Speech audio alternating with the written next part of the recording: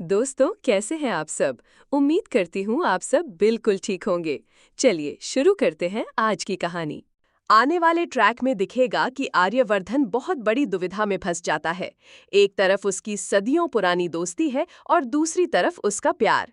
झेंडे वे उसके सामने दो रास्ते रख दिए हैं, या तो वो अपनी दोस्ती को बचाए या फिर अनु को चुने। आखिरकार आर्यवर्धन ने अपनी दोस्ती का साथ देने का फैसला किया, क्योंकि वो झेंडे को धोखा नहीं दे सकता। लेकिन अनु के लिए उसका प्यार भी सच्चा है और यही सोचकर उसका दिल बहुत दुखी है। घर पहुंचकर वो अंदर ही अंदर ग्लानि से भर जाता है और फिर से उस सीक्रेट रूम की तरफ चला जाता है। लेकिन इस बार सब कुछ बदलने वाला है। वो ठान लेता है कि अब वो इस कमरे को हमेशा के लिए बंद कर देगा। दोस्तों, ये तो बस शुरुआत है। आगे जो होने वाला है वो और भी खतरनाक और चौंकाने वाला होगा। असल में उस कमरे में आर्यवर्धन की पहली पत्नी राजनंदिनी की यादें बसी हैं।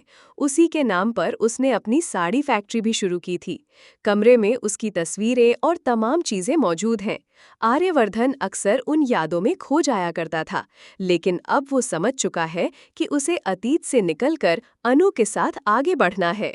दूसरे दिन जब अनु ऑफिस पहुंचती है तो वो आर्या से नाराज होती है और उससे बात तक नहीं करती। तभी मीरा उसे एक बड़ा काम देती है, कंपनी के लिए बेहद अहम प्रेजेंटेशन तैयार करने का।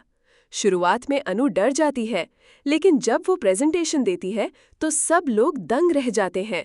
उसकी शानदार प्रस्तुति देखकर सभी तालियां बजाने लगते हैं और निवेशक भी अनु से हाथ मिलाकर डील पक्की कर देते हैं। ये सफलता देखकर आर्यवर्धन खुशी से भर उठता है। अब कंपनी में अनु एक अलग ही मुकाम बनने वाला है। झंडे का भी रवैया बदलने लगता है और ऐसा लगता है कि वो आगे चलकर आर्य और अनु को और करीब लाने वाला है।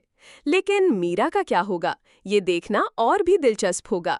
कहानी आगे बढ़ती है और आर्य अनु से माफी मांगता है। इसके बाद दोनों के बीच एक प्यारा सा रोमांटिक पल आता है, जहां वे डांस करके नजर आएंगे। फिर मिलेंगे एक नई कहानी के साथ। तब तक के लिए खुश रहिए, सुरक्षित रहिए और देखते रहिए ड्रामा रंग। अगर वीडियो पसंद आया हो तो लाइक, शेयर और सब्सक्राइब जरूर कीजिए।